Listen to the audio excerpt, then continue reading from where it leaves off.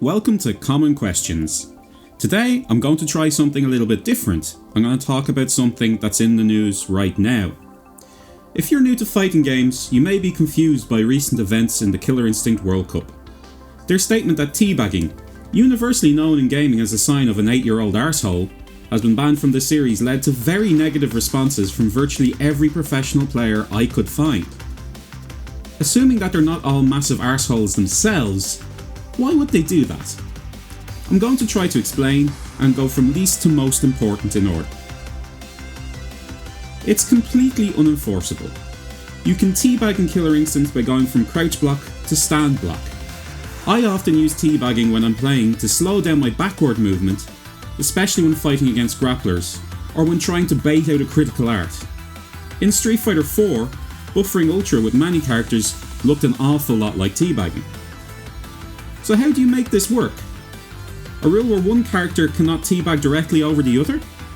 At what range does the crime become greater and more important than access to these techniques? It can't really be done. It also eliminates personality from the game. Teabagging is not a professional thing to do, but as with any watched gamer sport, it's personality that tells the story. Even if it makes you dislike the person doing it, if it makes you feel, it does in fact add value to your experience as a viewer. Listen to this response when I taunt an opponent in USF4. Why the lads laugh? Oh! Oh! Considering that the opponent is thought by all to be the strongest guile in Ireland, not me, this type of victory is an upset, and I gave the commentators something to emote about.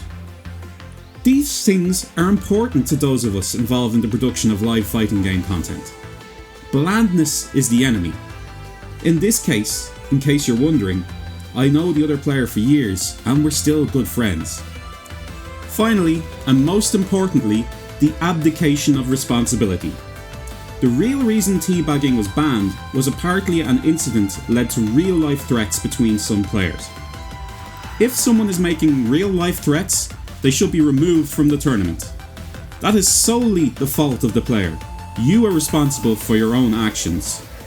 Knowing what I do from playing online, this kind of person would just blame the next thing that happened anyway.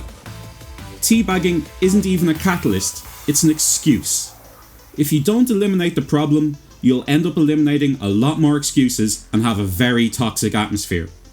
Physical threats have no place in gaming, and really ruin the hard work of those that helped create the event.